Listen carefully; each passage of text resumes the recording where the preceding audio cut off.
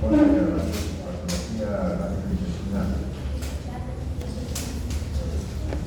Como ya le dije, vamos a estar está en el orden. Comenzaremos con la malformación. El tracto gastrointestinal tiene frecuentemente muchas malformaciones. Posiblemente sea uno de los sitios donde hay más a nivel del cuerpo. Y la mayoría de ellos es por un problema congénito. Las adherencias, las fístulas, que comienza desde el esófago, las estenosis, generalmente son congénitas, las hernias diafragmáticas, un problema de falla en el diafragma, el oncolocele, la gastritis, problemas de una falla a nivel de los músculos abdominales, las ectopias, que son fragmentos de epitelio que no corresponden al ciclo de dedo intacto, el divertículo de Meckel, que es el verdadero, me refiero, que es uno de los más frecuentes, la estenosis pilórica hipertrófica, es un problema que aparece bastante tarde, por la enfermedad de Hisham, que es un problema bastante serio. Entonces, una de las cosas más frecuentes que hay que tener en cuenta es esto de las fístulas traqueosofágicas.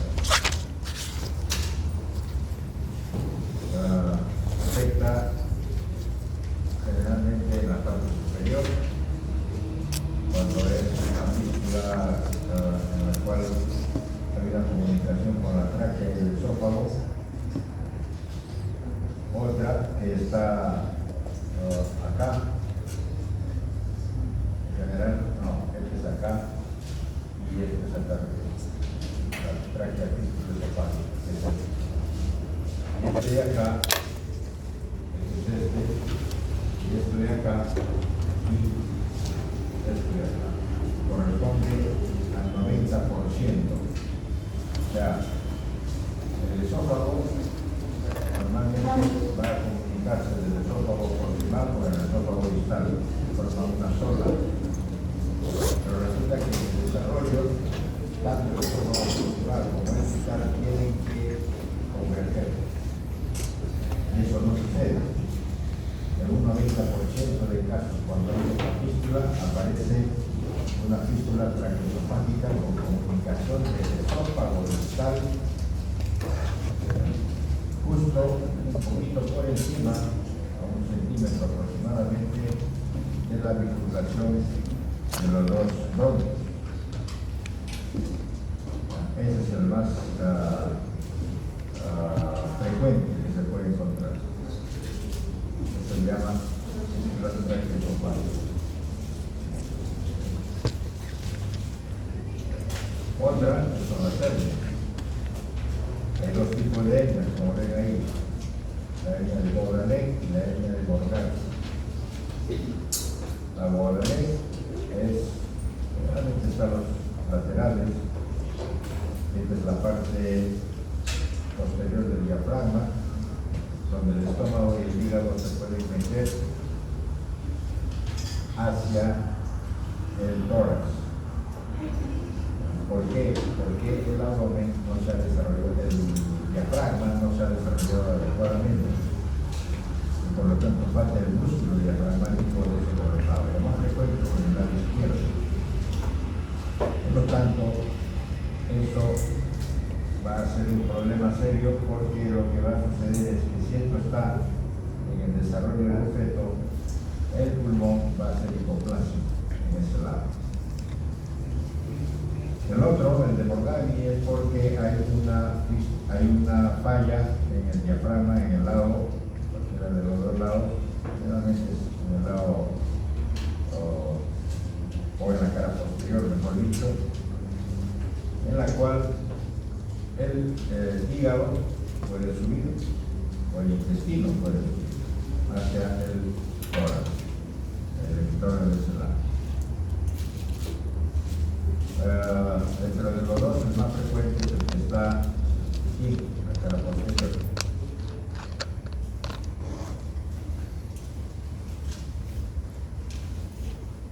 Este otro, como ya les dije, el omphalocele, es un problema a nivel justo de la salida del cordón umbilical, en la cual ahí no está muy firmemente hecho el músculo y por lo tanto sale el contenido del abdomen hacia una masa globulosa aquí, en la cual está cubierto por el abdomen. Ese es el omphalocele. Y la gastrosquisis, que es porque igualmente sale los intestinos, va a salir el hígado, vasos, pero eso no está cubierto por nada. Y es evidentemente por falta del músculo abdominal, especialmente los rectos anteriores. Ese es el problema más serio. Este es una enfermedad quística. Este sí es un problema bastante serio, frecuente también. Y uno tiene que saber de que el plexo neuronal entérico se desarrolla a partir desde la cresta neural.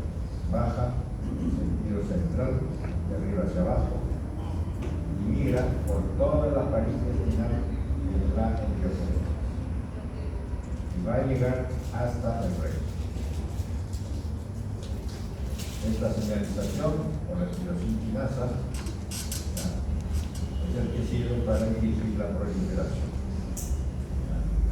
Y evidentemente prolifera y se diferencia. Va desde la parte proximal, como ya dije, hasta la parte superior. Y es en dos capas. En el plexo submucoso, que es el Meissner, en esa zona de la submucosa, y otro en el mientérico, que es el Auerbach. Este problema de la mutación de la tirosinquinasa falla, se altera y no continúa en esa migración de las células y su diferenciación. Por lo tanto, en algún momento cae, se bloquea y no avanza. Y este es un problema serio porque estos dos plexos nerviosos sirven para la autonomía en la pulsación o en la frecuencia del intestino. Ese es el movimiento que tiene que hacer, ustedes saben que es autónomo. El problema es que si es que eso no sucede, evidentemente no va a haber el peristantismo y va a ser un serio problema. Que la radiografía con contraste, en la cual el segmento del intestino que no está inervado por los plexos nerviosos es acá. Por lo tanto, no se estimula y no se dilata. Esto sí está. Entonces, si uno lo ve en la macroscopía, es todo esto. Hasta acá. Esto que está dilatado. Ahí está normalmente los plexos. Y se quedaron acá bloqueados. Ya no avanzan. Aquí abajo, abierto, se ve lo mismo. Solamente es hasta acá. Aquí no hay. Ya en la parte más distal no hay. Lo más frecuente de todo esto es hasta la zona aproximadamente del recto. Por eso hay un pístulo que se puede reconocer ahí, en la cual el problema está a unos 5 centímetros, 10 centímetros del recto, que es lo más frecuente. Hemos visto casos que prácticamente es todo el colon, inclusive hasta el ilion distal. Ese es el que produce una serie de problemas, con una colitis necrotizante.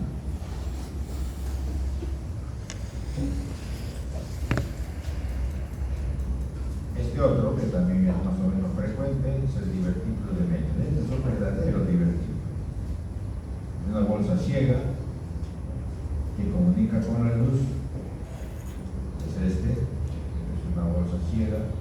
como si hubiera querido hacer doble intestino y se ha quedado acá paralizado, se ha quedado como un muñón. Tiene las tres capas, desde la serosa hasta la mucosa, la muscular también, y ocurre más o menos a unos 90 centímetros de hilio en la válvula hidrocecal, en el hilio. Y la mucosa, cuando uno revisa la mucosa de este divertículo, puede tener células como si fuera un estómago.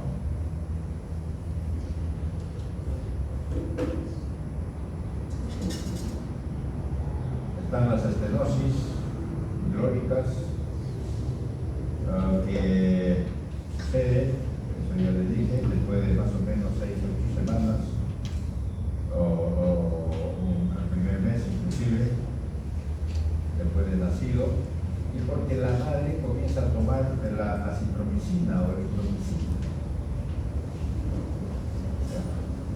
Claro, eso es antes del nacimiento y después recién se hace evidente este problema. Bien, el esófago. El esófago tiene muchas anormalidades, muchas fallas, pero más de tipo funcional. ¿Ya? ¿Y qué causa? Obstrucción. Con redes y anillos de la mucosa esofágica. Famosos esófagos trascendentes, espasmo esofágico difuso, disfunción del esfínter esófago inferior, ese es uno de los más frecuentes, esa disfunción. A veces el problema está arriba, a nivel del esófago faríngeo, en la cual hay espasmos de tipo funcional y tanta cantidad de espasmos lo que va a producir es un aumento de la presión dentro de la faringe distal y el desarrollo de un divertículo, que es lo que se llama el divertículo de Senke. Es la radiografía. Y este es el divertículo. Este es un falso divertículo.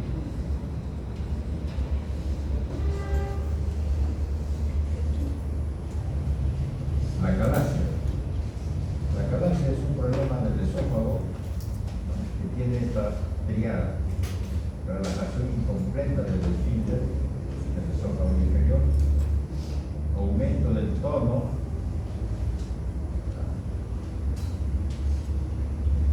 o sea, no hay una buena relajación y hay aumento del esfínter, del tono, y un aperistaltismo del esófago. Si no hay peristaltismo, se comienza a dilatar. Y es lo que se ve aquí en esta imagen macroscópica. Este es un esófago totalmente dilatado, como si fuera un saco. Esta es la unión cardioesofágica, o sea, del estómago. Y ese es el problema, esa es la calasia. Generalmente puede ser de tipo funcional, que aparece en esto. Pero uno de los problemas básicos es que es por un problema infeccioso que también existe. La calasia, esa sería una calasia secundaria. Una primaria es por una falla, una degeneración de la producción del óxido nítrico y de las neuronas, y eso hace que falle el peristaltismo que debería haber. Ese es el problema. Por lo tanto, por eso se lee. Y la secundaria es el proceso infeccioso por el trypanosoma. Antes había bastante en Arequipa, ahora ha bajado bastante, tanto. Y la ectopia. Uno de los sitios más característicos para que haya ectopia es el esófago. Esta es la mucosa del esófago, si ustedes se acuerdan, es famoso. Pero resulta de que en el tercio medio del esófago, por ejemplo, uno encuentra una isla de mucosa del epitelio de la superficial del estómago. Con eso está cubierto. esa mucosa, ese epitelio mucoso del estómago no debería estar ahí, ese es el estómago. O si no, a veces es tan completo que también no solamente va a haber el epitelio superficial, sino las glándulas oxígenas.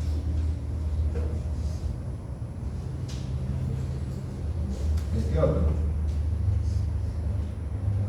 Esto es mucho más frecuente que las ectopias del esófago.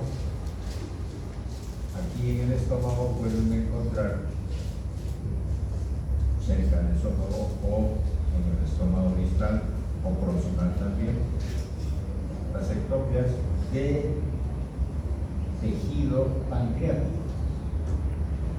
Puede ser del tejido pancreático que solamente esté conductos pancreáticos, o puede estar los conductos pancreáticos con elementos endocrinos, o sea, los islotes, o pueden estar los tres elementos, el exócrinos, el endócrino y los conductos. Y eso se puede encontrar. Es bastante frecuente. Hay otro, las laceraciones esofágicas, es importante que sepan. Los vómitos explosivos, intensos, pueden producir laceración. Esto se le llama los de Mallory-Weiss, o los del Garo. Estas laceraciones, es este síndrome de Mallory-Weiss, son formaciones lacerantes longitudinales que pueden cruzar inclusive hasta la unión gastroesofágica. Ahora, esto, si que deja de haber esta cuestión del pronunciado con representaciones y todo, si cesa eso, esa cicatriz, esa laceración se va a corregir sola, no necesita ninguna intervención del dedo desde el punto de vista quirúrgico.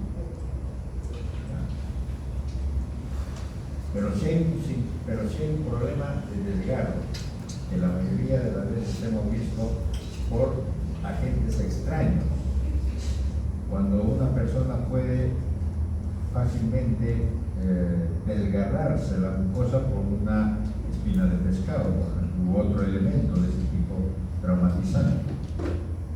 Y es tan severo, eso se le llama el síndrome de Borja,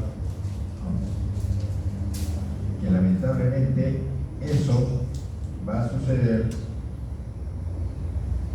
con compromiso del mediastino, porque un ingreso al mediastino por un problema de desgarro y la comunicación del elemento externo, el elemento externo está en la luz del esófago, hacia el mediastino, eso va a llevar a que sea una mediastinitis, y eso es bastante grave.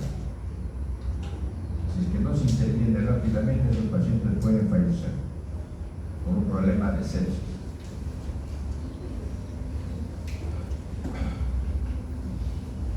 El otro que es conocido, que ya ustedes lo estarán viendo, es las varices esofágicas. Estas varices, que son evidentemente las venas dilatadas de la parte inferior del esófago, es debido a que el movimiento de la sangre por estas venas está alterado, está lento, y hace que se dilate esas venas. La causa, la hipertensión portal, eso es lo más frecuente que uno puede encontrar. Aquí se ve a una radiografía cómo se ve tortuoso la vena. Aquí a la macroscopía se ve eso, está bastante dilatado, segmentos de la vena, verdaderamente unas varices. Aquí, esta zona oscura que ven, es la dilatación y la ectasia de la sangre venosa oscura en esta zona, es el tercio distal del esófago. Y a la microscopía se ve la gran dilatación de la vena. eso es un problema serio en las válvulas esofágicas cuando se rompe con presión hidrostática.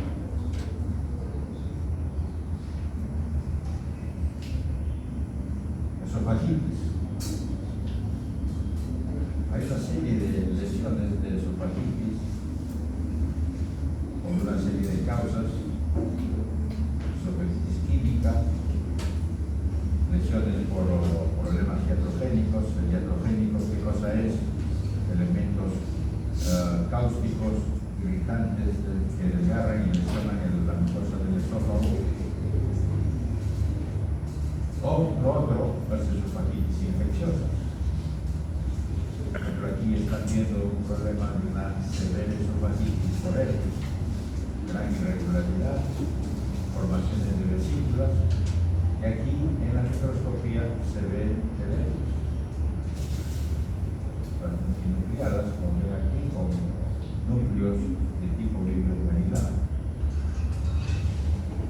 Y la ruptura de los desmosomas con el prendimiento de la célula. El otro, que es la esofagitis eosinofílica. Se está viendo cada vez más esta esofagitis eosinofílica porque hay, ya sea por enfermedades asociadas a una ectopia o una atopía, tipo de hipersensibilidad, o también por medicamentos, por medicamentos, y una lesión a nivel del esófago. También estas esofagitis eosinofílicas están relacionadas a problemas primarios, o sea, una eosinofilia primaria, y hay otras infecciones, procesos infecciosos que van a producir respuesta eosinofílica. El reflujo, la huella de una esofagitis eosinofílica es simplemente aumento de los anillos del esófago, el aumento del peristaltismo, se pronuncia. El otro que es importante es la hematogenesis. La hematogenesis, ustedes ya lo conocen, saben, ahí están las causas. Simplemente sangre, ¿no?, en el vómito. Y ahí están todas las causas. Desde las laceraciones, las funciones esofágicas o una serie de causas.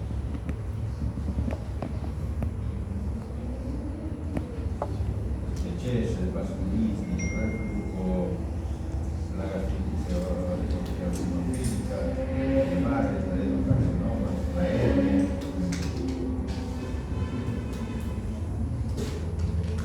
Una de las cosas que tienen que aprender bastante es la esofagitis de reflujo. Es frecuente. Los médicos, los que manejan esto, que son los gastroenterólogos, se dedican mucho a esto porque tiene consecuencias tener un problema de reflujo gastroesofágico. Y eso se le llama la clínica de una esofagitis por reflujo. Dolencia gastrointestinal, bastante común. Muchos que van a los consultorios de los gastroenterólogos por eso.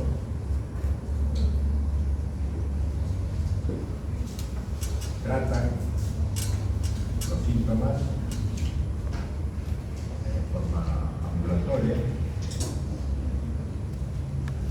Una de las cosas que más de medicación utilizan es evitar la acidez gástrica, o sea, evitar que se produzca el ácido clorhídrico en el estómago, porque eso hace los síntomas del reflujo del ácido hacia el esófago. Y ese es el problema más serio. El medicamento que se da por más de un mes de los medicamentos de las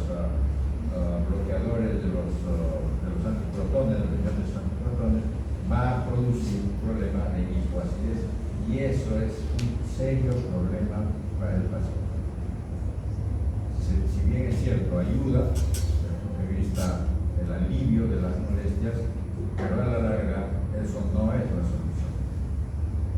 La solución tiene que ser otra cosa. En el esófago lo que va a producirse es eso. Miren estas zonas oscuras, rojizas, que lesionan el epitelio del esófago. Y si eso constantemente va a producirse, va a producir cambios a nivel de esa zona con lo que es la metaplasia. Una de las causas más frecuentes es la presencia de las hernias hiatales. Una hernia directa sería esta, o una paraesofágica, que es esto de acá, que también va a producir las molestias a nivel del esófago. Entonces, la enfermedad casi que debería uno conocer, saber y reconocer de un reflujo, eso se demuestra en la histología. Aquí, en la macroscopía, se ve todo rojo, todo esto. Y aquí debería de estar, porque es de la unión gastroesofágica, pero todo esto ya no es mucosa de esófago. La mucosa de esófago está aquí, se ha elevado. Y es la constante irritación de los cambios que hay en el epitelio de la metaplasia. Igual que acá. Está por acá. Todo es de la unión gastroesofágica, pero aquí arriba está todo congestivo e irregular. ¿Cómo reconocemos de que este es un problema de metaplasia? Porque en el sitio donde está, o donde debería estar el epitelio escamoso del esófago, ya vamos a encontrar epitelio gástrico. Este es el epitelio gástrico, el epitelio de la superficie. Y si este epitelio de la superficie hace cambios metaplásicos de esa metaplasia, que sería una metaplasia intestinal, esto es un signo de alarma muy intenso para que pueda ser mucho más controlado ese paciente, porque tiene la altísima posibilidad de puede tener un adenocarcinoma. ¿Cuál es la característica histológica del esofagitis reflujo? Macroscópicamente es esto, de arriba, todo rojo, congestivo, con cambio de mucosa. Esta es la mucosa del epitelio escamoso, este es de tipo gástrico. Hay hiperplasia de la zona basal y hiperplasia de la basal. Las papilas son elongadas, está bastante pronunciadas. Está oscurecido por la cantidad de inflamación. Hay espacios intercelulares abiertos. Hay edemas, puede haber eosinófilos dentro de ese epitelio, puede haber neutrófilos dentro de ese epitelio, puede haber linfocitos dentro de ese epitelio. Estos son los elementos que frecuentemente se encuentran. Hay dilatación venosa, venular, en la mucosa, aquí abajo.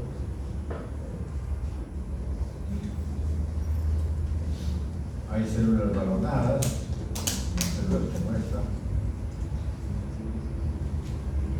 Y la cosa es más aguda o reagudizada, con mucho componente de neutrófilos.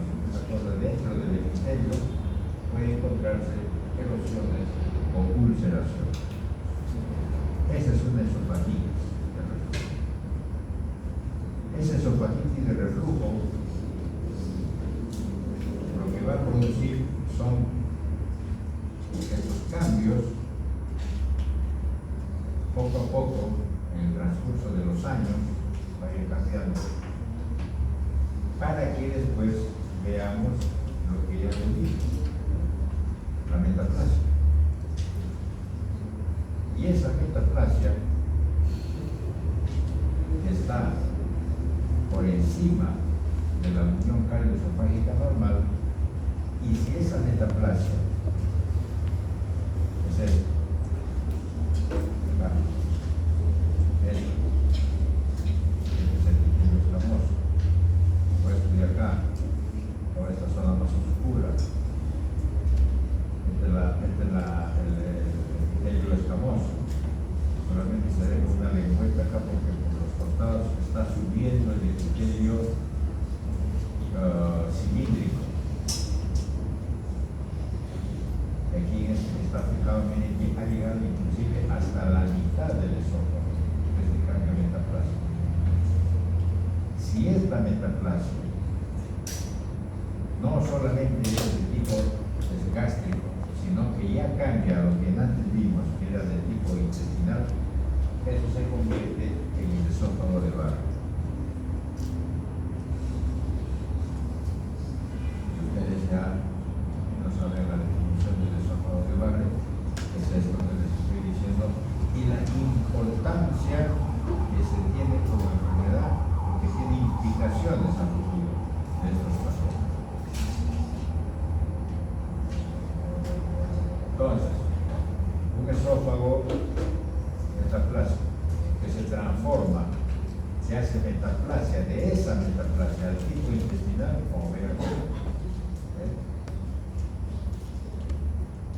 En cantidades, esto se evalúa por el gastroenterólogo periódicamente, porque en algún momento, en el transcurso de los años, va a comenzar a ver lo que se llama la displasia.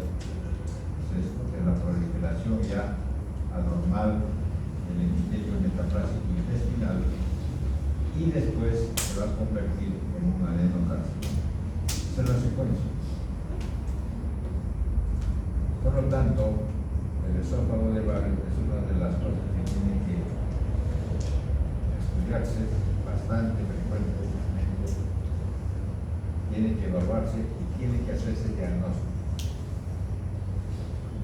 Pues más o menos es esofagititis de reflujo, subida del epitelio gástrico hacia el esófago, y ese epitelio gástrico esofágico va a convertirse en una metaplasia intestinal y de ahí en un adenocarcinoma. Desde que comienza con el esofagitis de reflujo hasta la presencia del adenocarcinoma van a pasar 15, 20 años.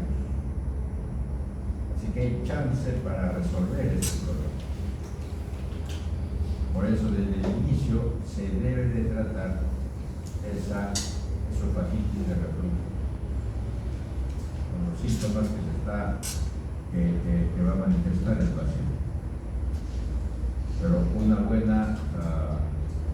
buen tratamiento, un buen manejo, no dándole el antiprotón necesariamente.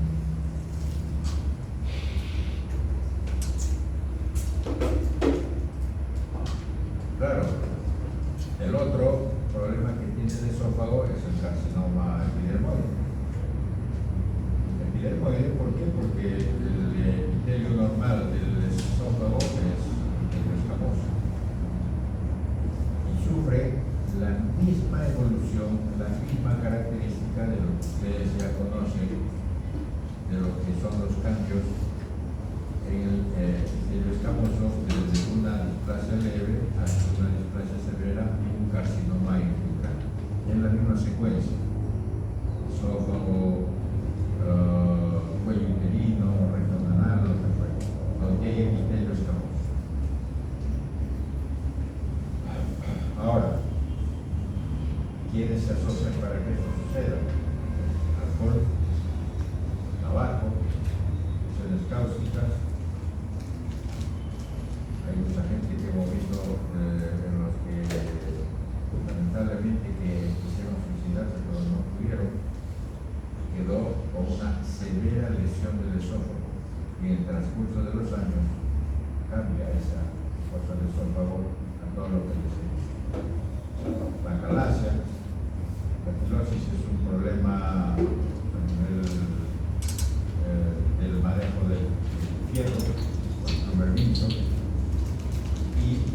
fibrosis con otras anormalidades a nivel del epitelio escamoso o de la epidermis en la piel.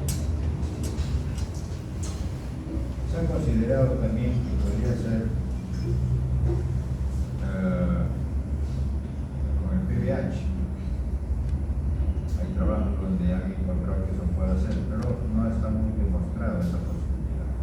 Lo que sí se ha visto son las lesiones premalignas, de bajo grado, mejor dicho, o de bajo riesgo, y están aquí. Ahora, un problema para esto, evidentemente, es la constante renovación del epitelio del esófago, y eso puede hacer en algún momento la mutación de las células de reacción. Sería la causa del carcinoma escamoso. Esta es una galería de fotos para ver los diferentes tipos macroscópicos de cómo se encuentra un carcinoma epidermoide en el esófago. Desde unas lesiones elevadas, ulceradas. El propósito para esto es para decirles de que la clasificación macroscópica de todo el tubo digestivo para los carcinomas, ya sea carcinoma epidermoide o adenocarcinoma, la diferencia se ha unificado, porque antes era una diferencia entre un epitelio escamoso y uno del tipo cilíndrico, ya no es. Ahora todo se ha uniformizado. Ahora, en los libros está todavía la clasificación de Borman para el estómago. Ahora esa clasificación ya dejó de usarse la palabra o el término Borman, ahora se utiliza tipos macroscópicos de los carcinomas en el tubo digestivo. Utilizando la misma terminología del Borman, tipo 1, 2, 3, 4. Es la misma. Por ejemplo, tipo 1. Pero esto está como úlceras por aquí, úlceras por acá. Si no hubiera habido eso, sería un tipo 1. Este ya está entre 1 y 2. Este es el 1 verdadero. La lesión elevada. Este puede ser un 2. Puede ser un 2 de bordes elevados. Este es borde irregular. Puede ser un 3. Un 3. Igual. 3. Aquí parecería que no hubiera, porque es como si con una línea. Es un 4. Este es uno que sirve por debajo de la mucosa, eso es y así, es la forma, es la misma característica de lo que se han aprendido en los foros. Bien, el estómago. El estómago, esta es una imagen la cual ustedes conocen, con histología, que es importante reconocer. Porque depende del sitio donde está la lesión, para poder más o menos decir qué cosa es lo que tiene. Porque depende de qué histología lo tiene. Por ejemplo acá, pilorreano. Este es el tipo de mucosa que le corresponde, donde están las glándulas anterales y las glándulas pilosas. Este es el cuerpo, todo esto. El fondo, este es el tipo de mucosa que le corresponde. Donde están las glándulas oxínticas y el epitelio superficial suprarrobial. Y más irregular, no deforme, acá está la foto del esófago, y aquí están algunas glándulas de tipo pilórico. Normalmente, el estómago, cuando uno nace, más o menos tiene esta característica, más o menos.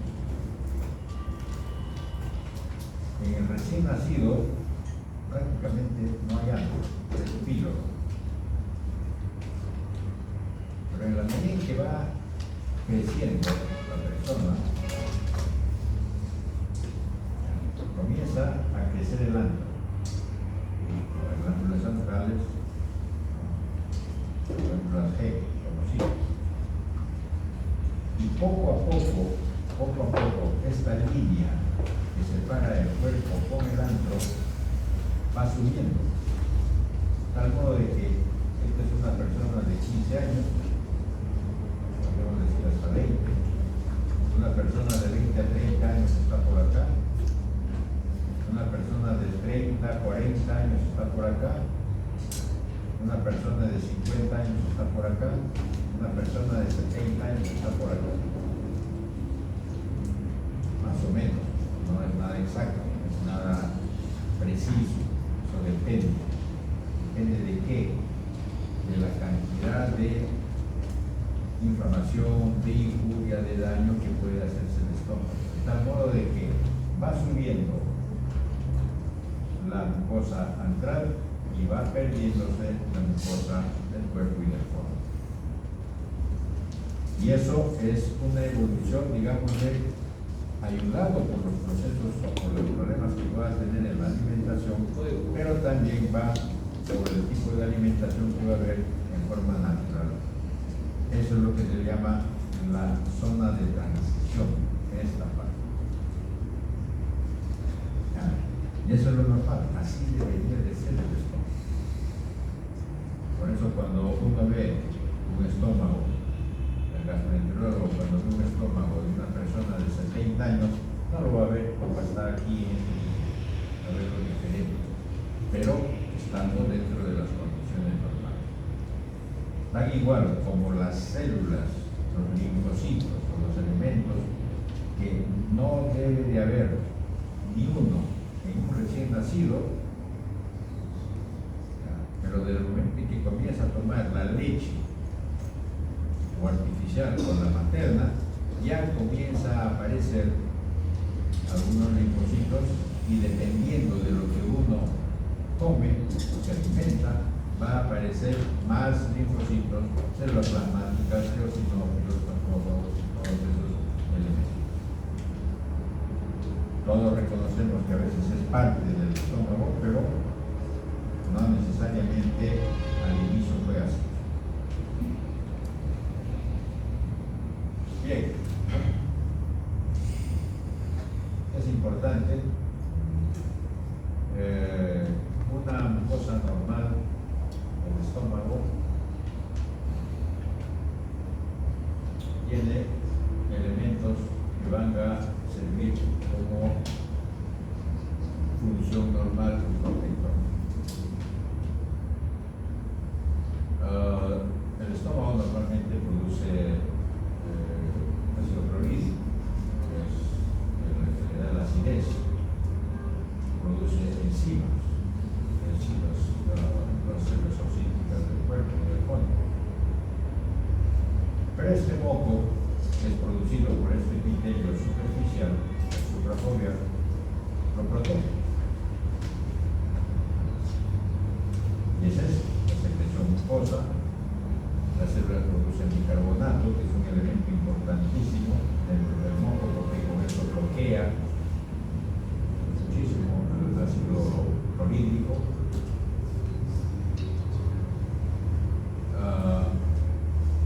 La sangre y los capilares que llegan hasta ahí son importantísimos para el flujo y los elementos que va a llegar con esta sangre.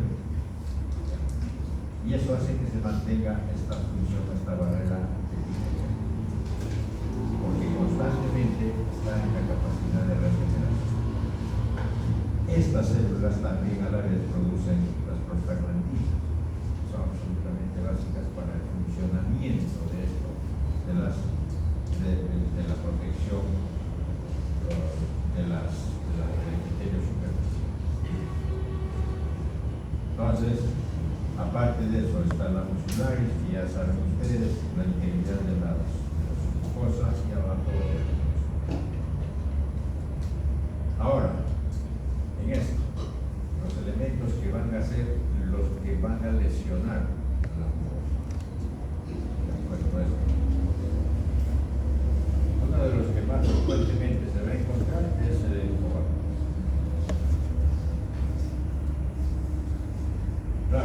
solo es eso. Los antiinflamatorios no esteroideos, hay muchos que son muy sensibles a este medicamento. O la mayoría o casi todos, porque al principio puede que no tenga mucho efecto, pero después la constante ingesta de este medicamento sí o sí va a producir resultados. Cigarro, los elementos los componentes del tabaco que van a actuar sobre el bicarbonato, por ejemplo, la infección del ácido del Helicobacter. Eso ustedes ya habrán aprendido que hay dos tipos de Helicobacter, los que producen las enzimas del tipo con la presencia del gen del CAA y del BAC-A, que son los más patógenos, a diferencia de los que no lo tienen, porque impide y altera tanto el bicarbonato como la formación de las prostaglandinas, y eso va a servir para que el ácido clorhídrico pueda dañar esa zona.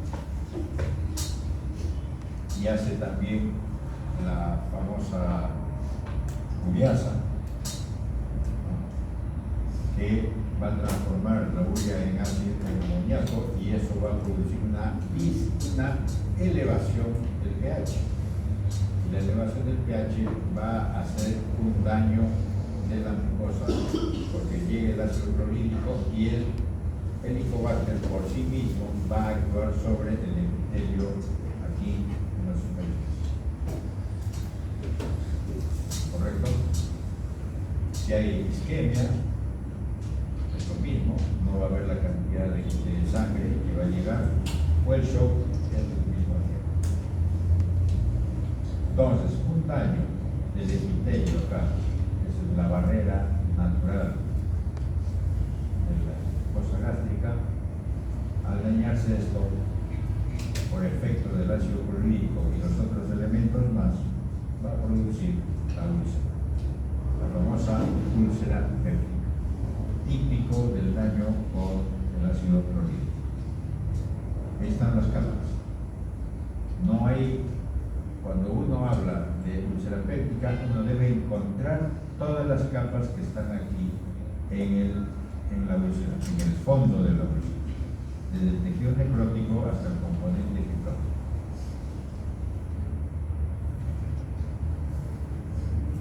Ahora,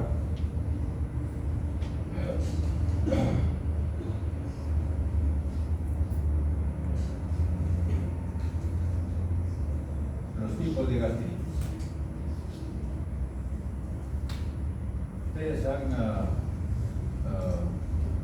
escuchado y constantemente, cuando uno va con molestias por digestivo, lo primero que va a decir es ahí en el consultorio, me dijo que está atendiendo, va a decir que es una gastritis. Pero gastritis pues es un término demasiado genérico, muy general. Entonces, aquí vamos a tratar de resolver algunas cosas. Puede ser una gastritis infecciosa o no infecciosa, por ejemplo. En una gastritis tipo A es lo que se llama la gastritis autoinmune, porque hay un problema de lesión a nivel del cuerpo y el fondo.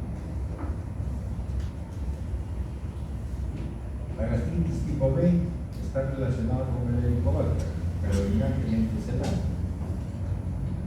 El tipo AB es ambiental. Algún elemento externo puede producir daño tanto en el antro como en el cuerpo. Y un tipo C es por reflujo, en antro y cuerpo. Entonces, ¿qué reflujo hay? Una de las causas más frecuentes de gastritis por reflujo es el ácido biliar.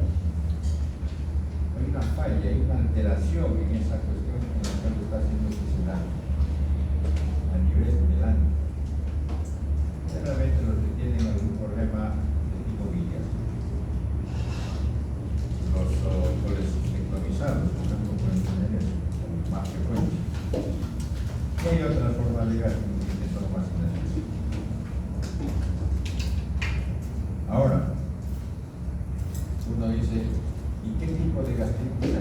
Hay la tipo aguda y la de tipo crónica.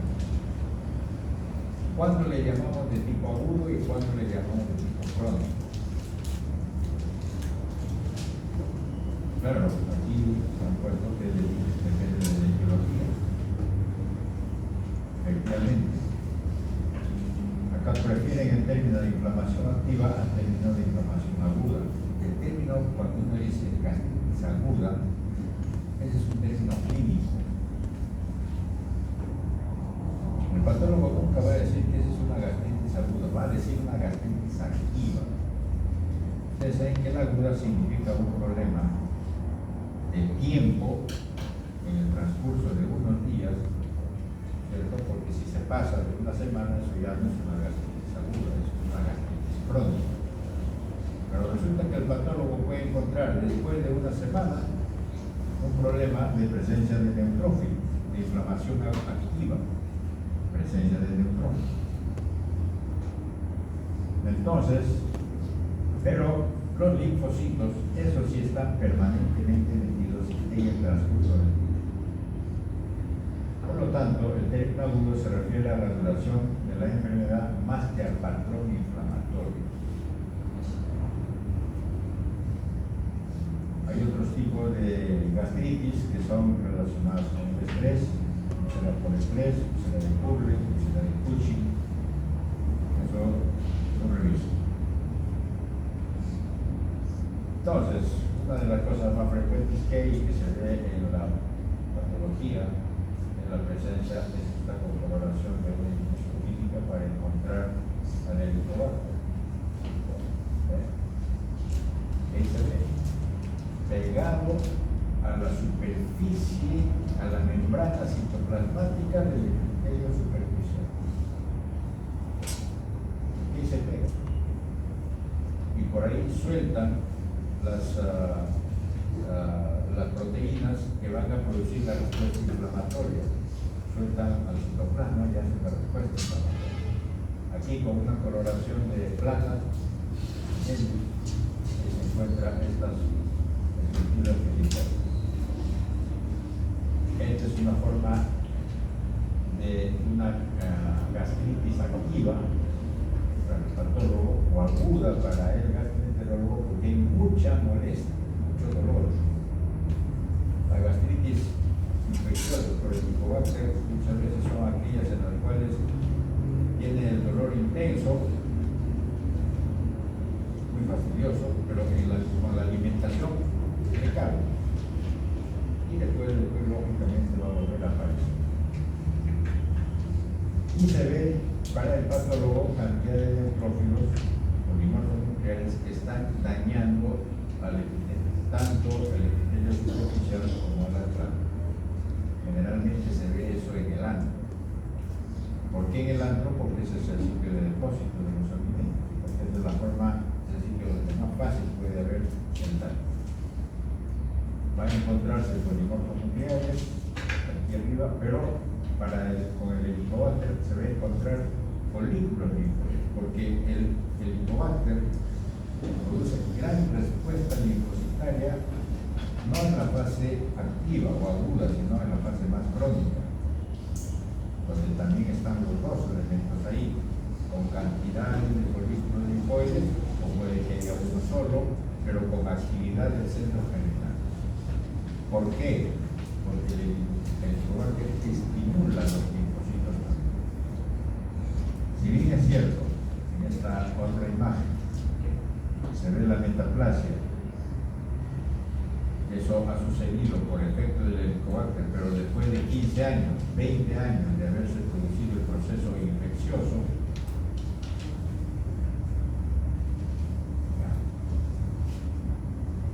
quiere decir de que en ese momento, cuando ya está la metaplasia, ahí no se va a encontrar el Helicobacter. El Helicobacter ya se fue. Por lo tanto, lo único que va a quedar es la huella indirecta, que es la metaplasia. Pero cuando uno encuentra folículos linfoides y cuando uno encuentra linfoma primario gástrico, el tipo MAN, eso sí es un efecto directo del Helicobacter. Aquí se ve, es lesiones erosivas, ulceradas, muy finas, en un cáncer temprano, muy superficial. Aquí se ve el gran infiltrado de linfocitos, que es lo que se le llamaría el linfoma asociado a la mucosa, famoso linfoma mamo. Esos son los efectos que suceden por el helicobacter. Y este es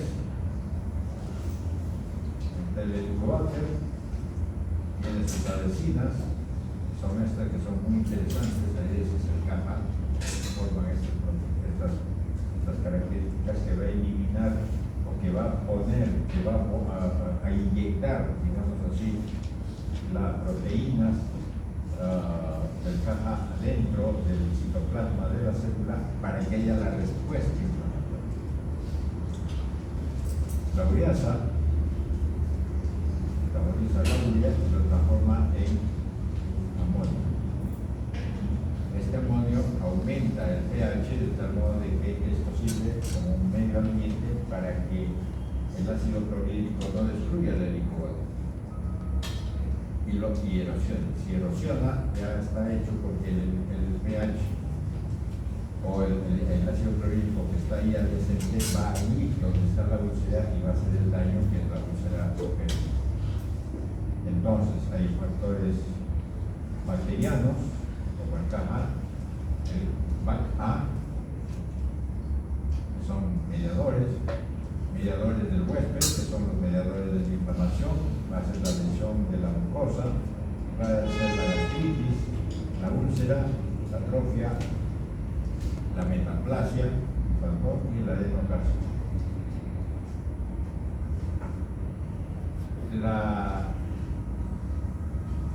El efecto inflamatorio no solamente va a haber la lesión de la mucosa, sino también va a haber la estimulación de las células T para aumentar la acidez gástrica. Y se produce tanto lo que es la úlcera gástrica como la úlcera duodenal. La úlcera duodenal también es un tipo de úlcera péptica.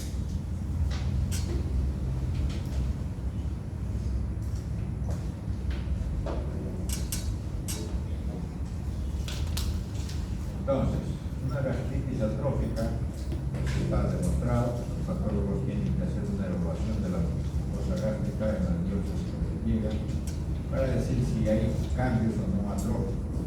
Se evalúa la presencia de las glándulas y de las metaplasias. Ahora, la gastritis autoinmune, aunque parezca mentira, es una de las que frecuentemente se encuentra, pero a veces no se identifica de color. Es un daño difuso de la mucosa química, cuerpo y fondo.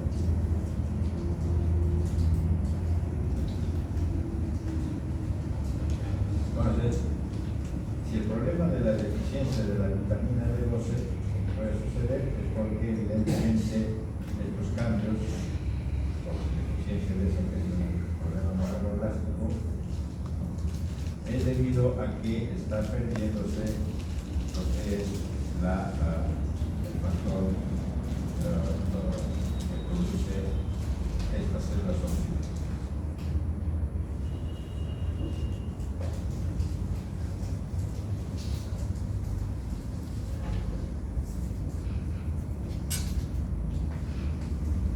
Bien, hay características histológicas, serológicas, inflamatorias y la diferencia entre lo que es una gastritis por helicobacter o una gastritis autoinmune. No es difícil, se lo van a revisar en el video. Y básicamente por las características histológicas. Mientras que por el helicobacter está en el antro, neutrófilos, polimorfos células plasmáticas, y en cambio en la autoinmune el problema está en el cuerpo con linfocitos. Después una serie de cambios más se va a encontrar. Acá en estas imágenes, una gastritis linfocítica, ¿qué significa? Que es un problema de linfocitos que se han metido dentro del epitelio del estómago, así se le llama gastritis linfocítica. A veces el origen es desconocido y a veces es viral, con gran síntoma clínico, generalmente es en gente joven, niños.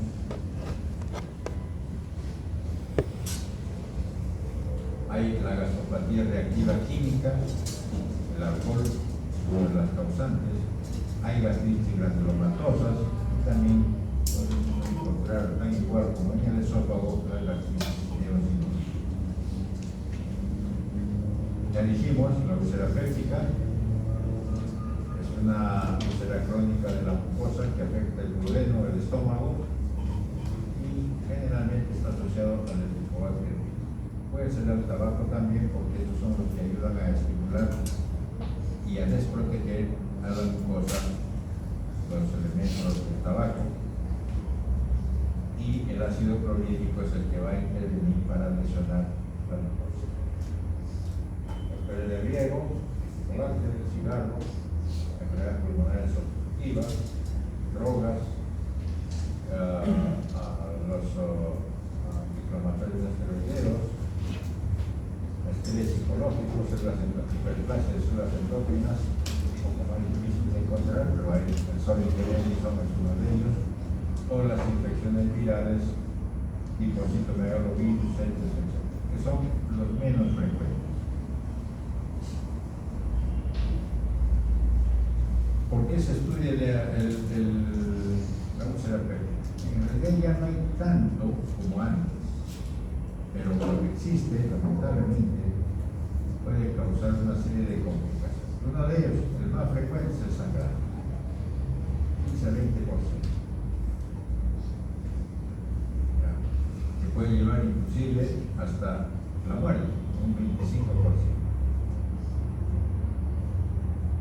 Por eso es importante en un sangrado, en la tenencia, reconocer por qué es el sangrado. El otro de la úlcera péptica es la perforación. La perforación va a producir una peritonitis severa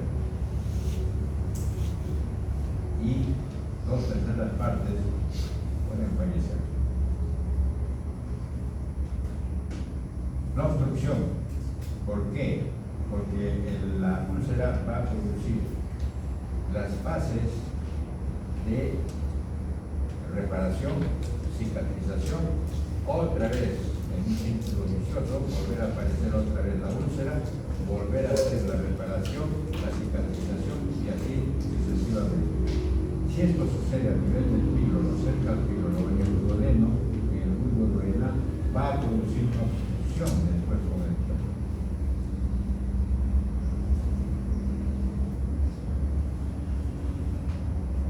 Bien, esto es simplemente los nombres de lo que es frecuentemente las enfermedades que se le llaman las lesiones elevadas del estómago. Todo lo que son pólipos, en términos más genéricos, son los llamados lesiones elevadas. Estas lesiones elevadas pueden ser desde lo que se llaman las pseudotumorales, pólipo hiperplásico, pólipos amantomatosos, son pseudotumorales, no son tumores propiamente dichos, porque los tumores sí pueden ser benignos y malignos, las lesiones elevadas tumorales. Las benignas son los famosos pólipos, que son los adenomas. O que no son epiteliales. Los adenomas son típicamente epiteliales. Los no epiteliales son de células fusiformes. Ya ustedes han escuchado del TIS, tumores estromal gastrointestinal, puede ser de característica polipólica. Y los malignos, bueno, ya conocen como el adenocarcinoma. Los no epiteliales, el famoso GIST, o los tumores carcinoides y el linfoma.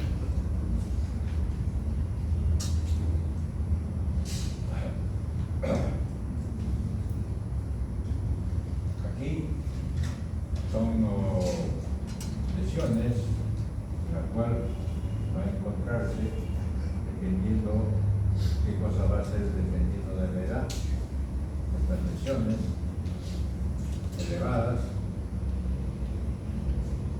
la localización en donde está, el tipo de células que comprometen estas lesiones, el inflamatorio de estas lesiones elevadas, los síntomas, que generalmente la mayoría no tienen mayores síntomas, pero los factores de riesgo podría uno encajar en algunos de los elementos que hay acá.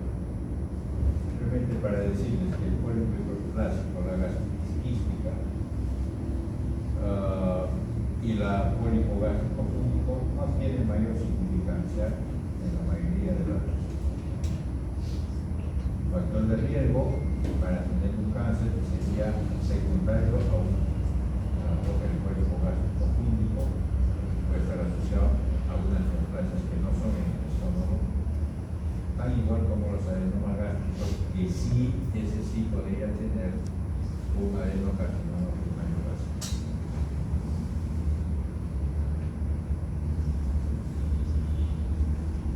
Estos dos que tienen que conocerlo simplemente, la enfermedad de Menetrie, el síndrome de Sjögren-Eriksson, que son trastornos de fallas a nivel del mecanismo de la secreción excesiva, por ejemplo, el factor de crecimiento transformante alfa, con una hiperplasia difusa de las células de la mucosa, en el Menetrie, en el Eriksson, con el Sjögren-Eriksson, con aumento de la gastrina o hiperplasia de las células parietales e hipersecreción ácida.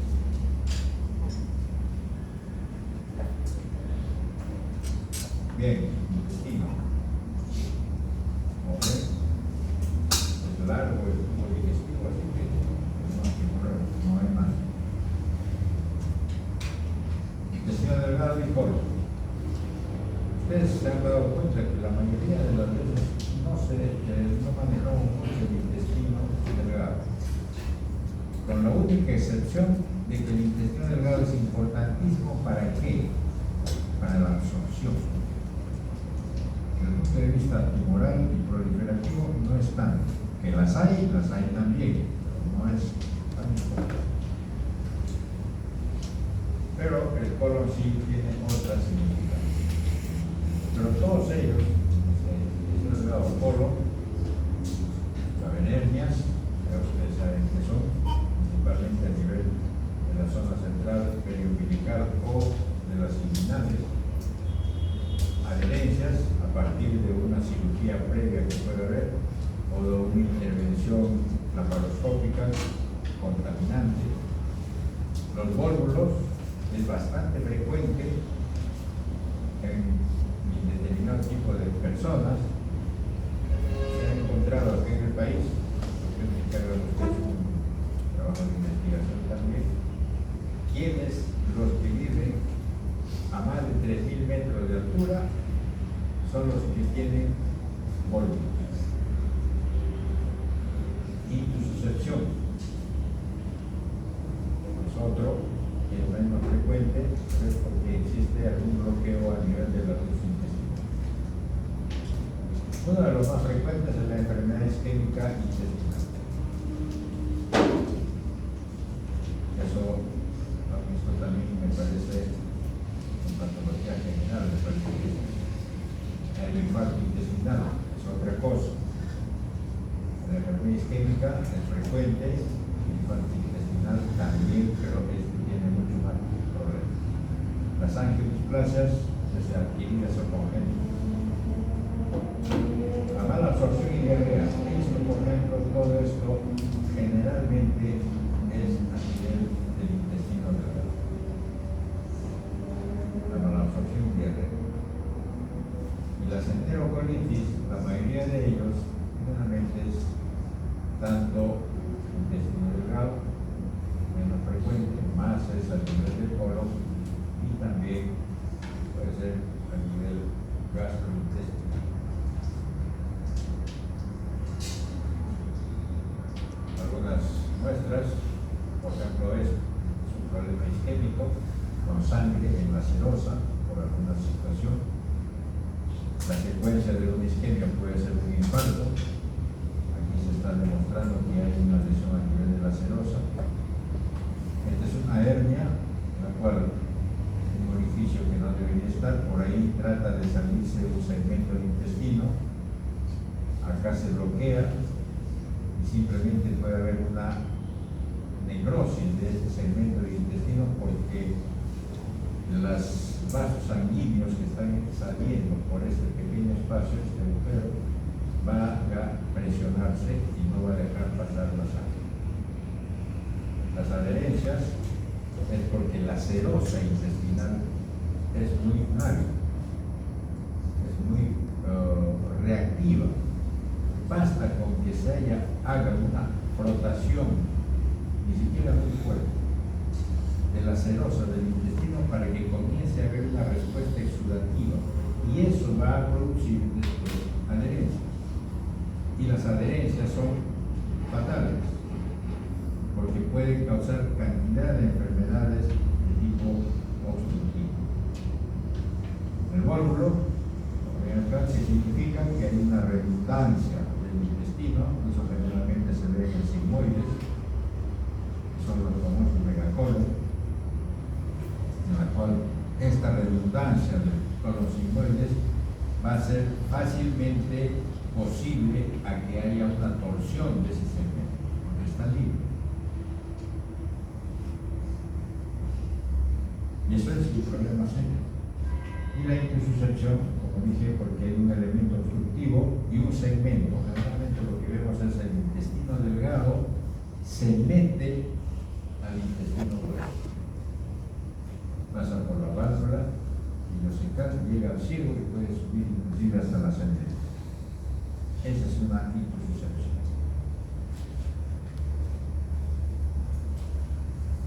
Son ejemplos simplemente de un problema de un infarto intestinal, porque hay un bloqueo de la arteria, de la vena, de las venas mesentéricas, acá, aquí a este nivel. Todo esto. Esto es pequeños focos de necrosis en un sitio donde hay isquemia. Comenzó con isquemia y después va progresando en múltiples sitios.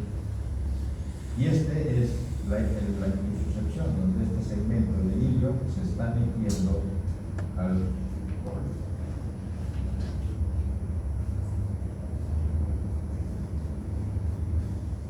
Aquí basta con que haya una lesión muy pequeñita de una úlcera, por alguna razón, por no haber sangrado, problema de infarto, igual como ven acá, esto es una isquemia y esto prácticamente es un infarto. Y eso puede suceder también en casos en los cuales se asocia con estos, la famosa angiodisplasia, gran dilatación de vasos venosos a nivel de la submucosa.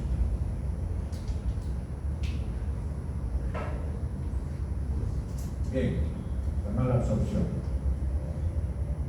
o problemas a nivel digestivo. También ustedes, esto es un esquema de fisiología o histología, como quieran. El metabolismo de las proteínas o las proteasas pancreáticas. Llegan las proteínas al intestino y se fragmentan por las famosas proteasas hasta convertirse en aminoácidos, porque es la única forma de pasar al enterocito, y de ahí se va a cambiar en forma de aminoácidos. El otro, que son las aminasas pancreáticas, también van a actuar sobre los elementos sacáridos, monosacáridos, disacáridos, oligosacáridos, con las enzimas, para producir monosacáridos que van a entrar al enterocito y de ahí ir a los pancreas.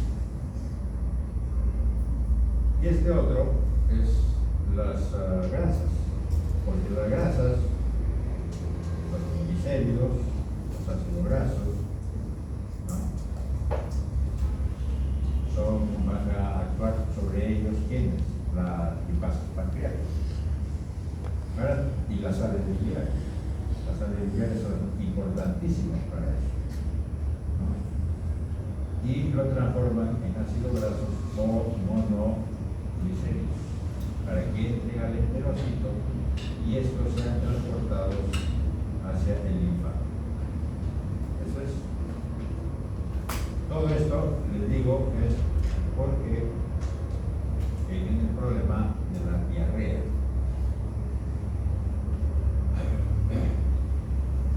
Entonces, en la diarrea, como ven acá, hay 1, 2, 3, 4 tipos. Diarrea secretora, porque hay heces isotónicas y están en el ayuno. Existen en el ayuno. Ahora,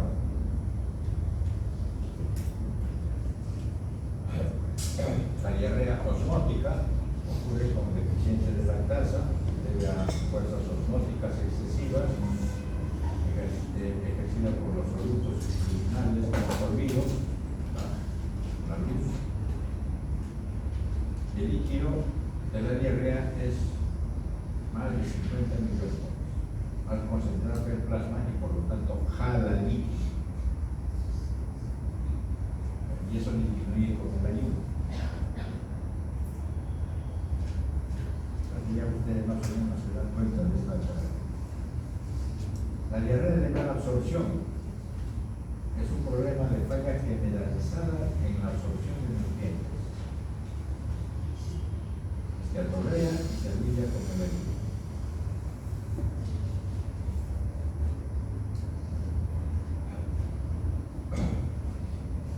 ¿Cuál sería el problema de esto? Problemas de la absorción,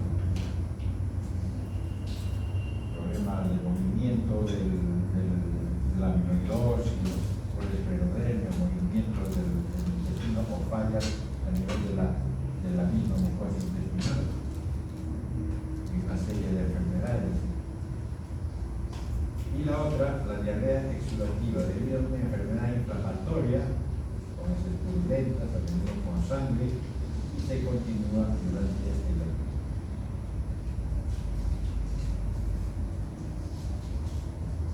Entonces, ustedes, la otra forma de verlo es digestión intraluminal.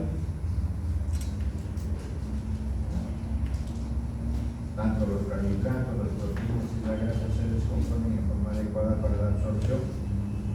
Entonces, si hay algo que impide eso, va a producirse diarrea.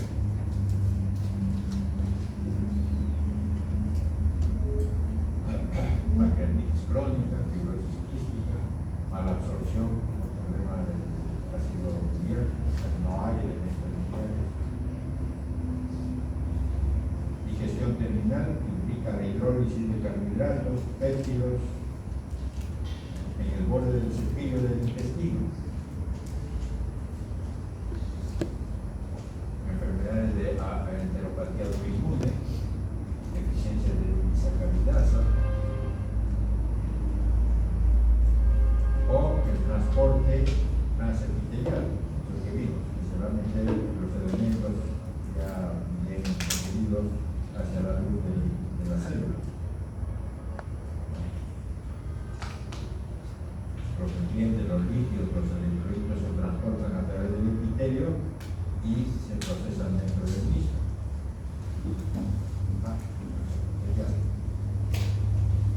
¿Quiénes? Mala absorción por problemas del ácido biliar.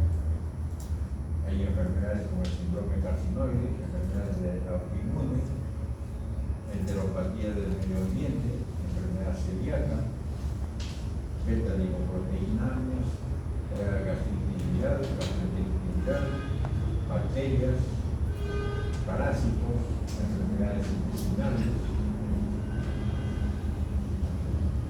Entonces, para que vean que hay formas de clasificar las diarreas.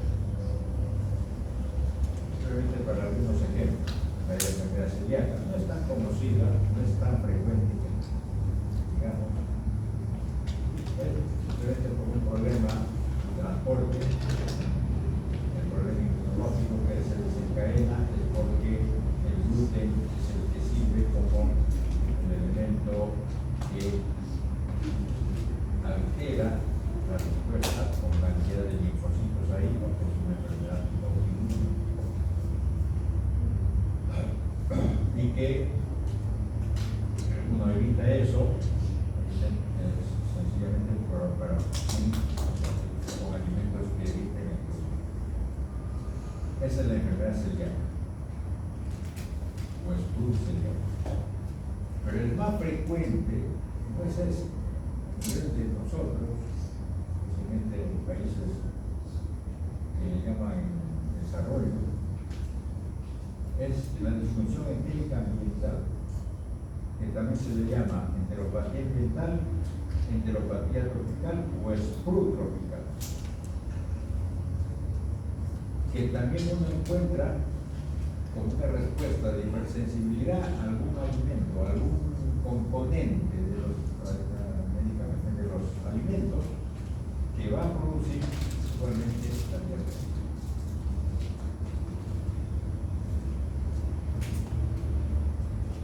Las infecciosas, enterocolitis infecciosas.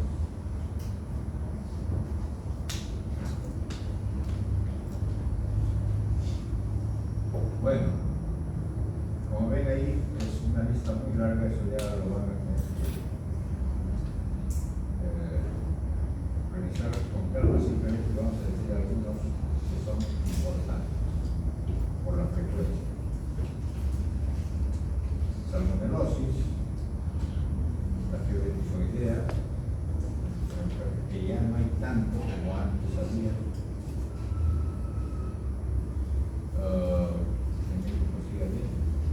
Acá ya antes teníamos en cantidades, ahora han disminuido bastante. Simplemente es por la contaminación en el mal, pésimo manejo de los alimentos. La Yersinia se encuentra, lo que pasa es que hay algunos de estos, por ejemplo, la Yersinia, o el anterior a este, el Campylobacter, no se reconoce porque no se identifica a estos agentes. Siempre se les echa la culpa a otros, a la shigellosis, a la salmonelosis o al cólera.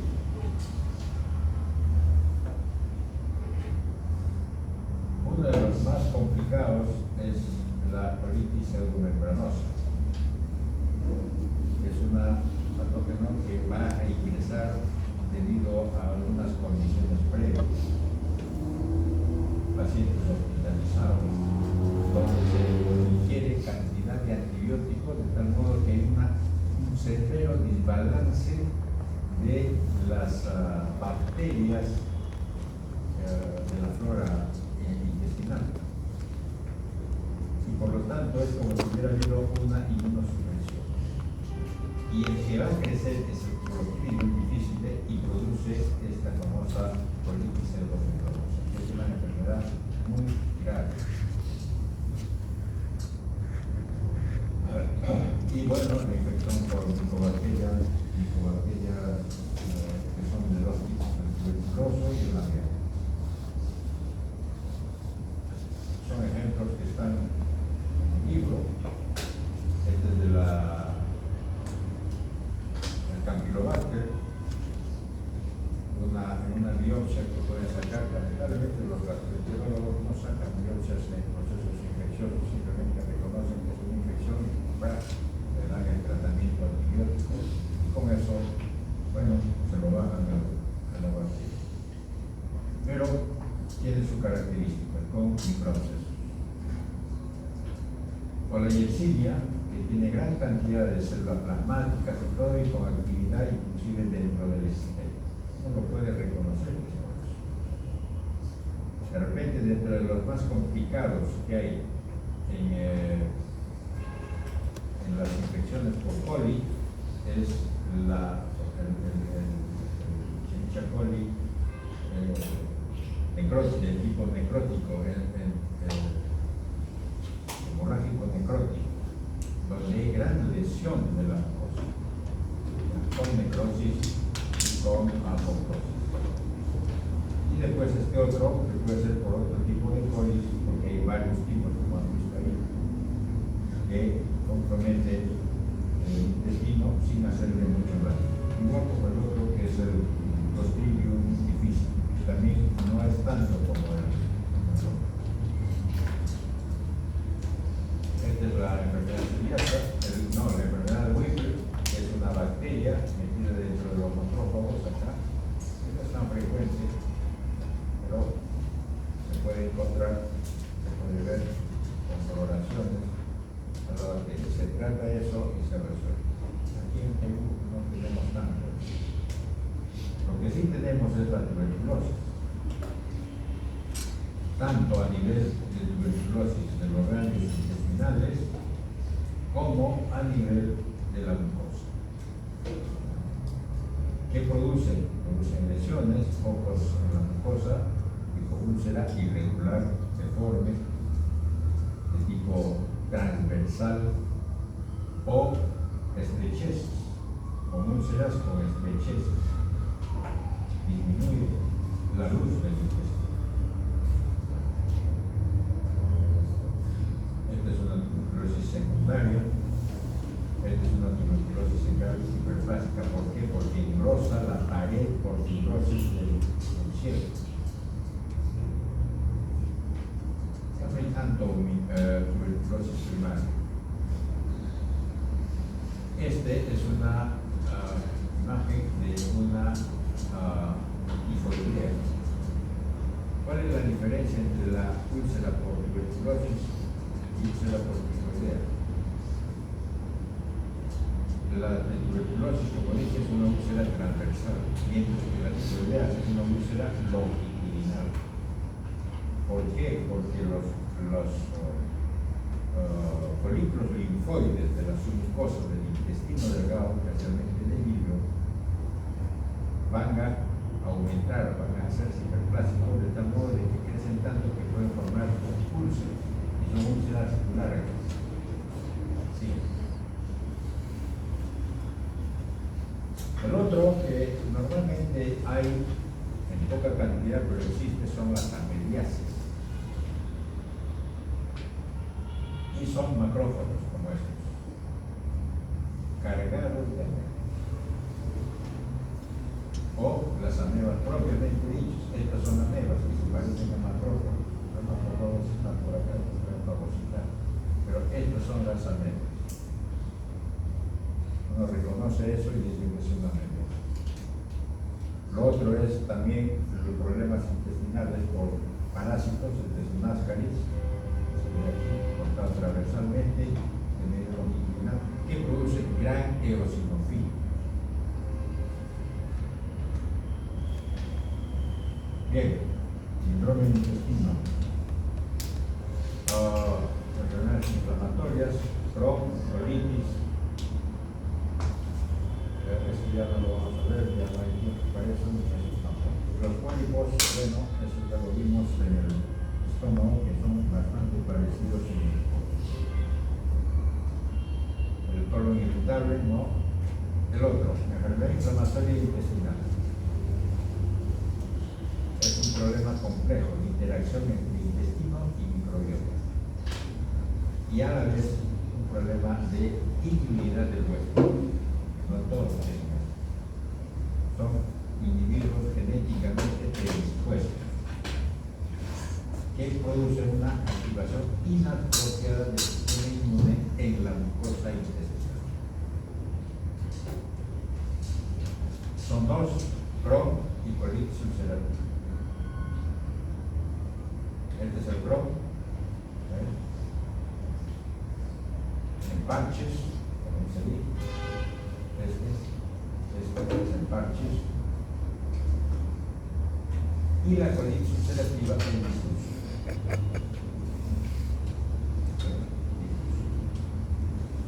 El Crohn produce engrosamiento de la pared del colon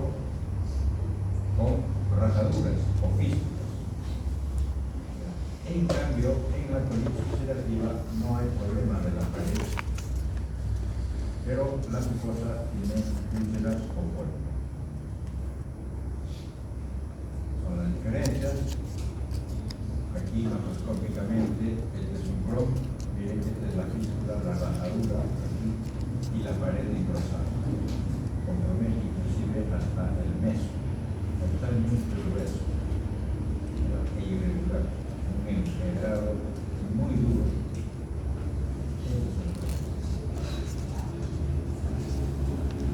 Tiene como solo pólipo, y lo otro es que tiene granulomas. Compromete toda la pared del intestino, del colon, desde la mucosa hasta la serosa, todo, con respuesta inflamatoria. Y las fístulas, la rajadura.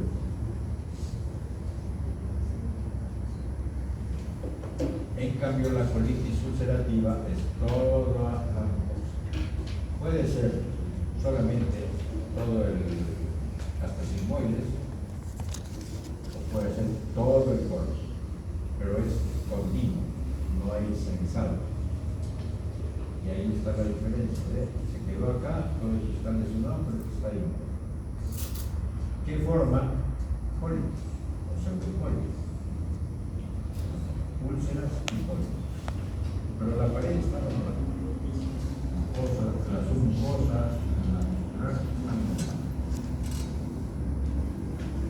que forman lesiones inflamatorias del epitelio, de la pericarditis. Estos son las pericarditis, famosas pericarditis. Hay metaplasia del epitelio, la mucosa gástrica, suprarrenal, y solamente llegan un poquito hasta la submucosa, no más. Pero generalmente están en la mucosa, en la submucosa. Pero la pared, la muscular propia, está normal. El problema de la colitis ulcerativa es que puede haber cambios de proliferación anormal y llega un momento en que puede producirse un adenocarcinoma en la colitis ulcerativa. Eso dejamos enfermedades diverticulares, eso lo van a ver en su práctica. Y esto, poliposis adenomatosa familiar, cáncer de colon, adenocarcinoma. Esto es bastante complicado. A ver, vamos a...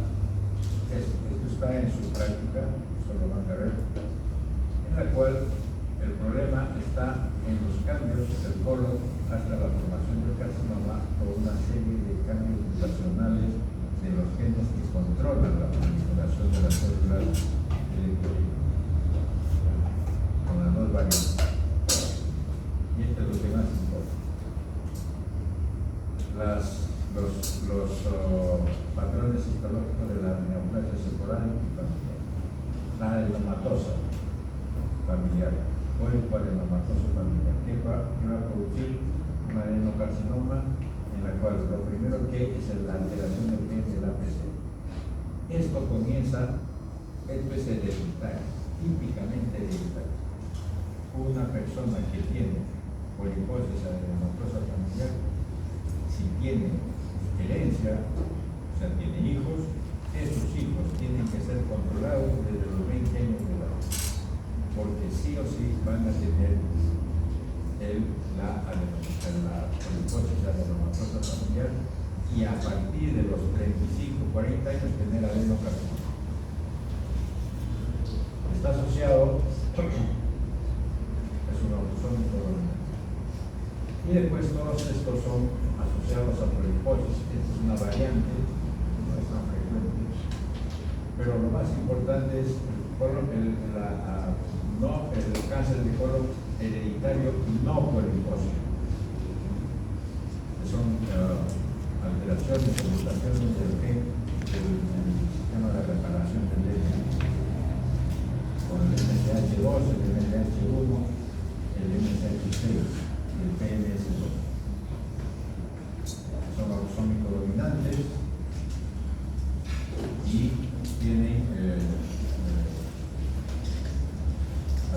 o adenomas. Necesariamente puede que tengan adenomas o no, eso la vez no son hereditarios. La mayoría sí. El 70-80%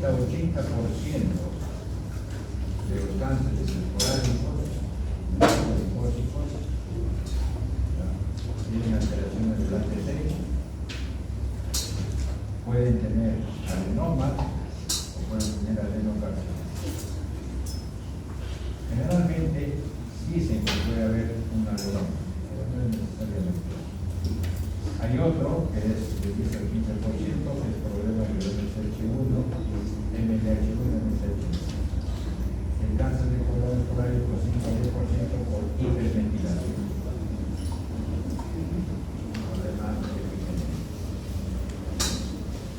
Muy bien.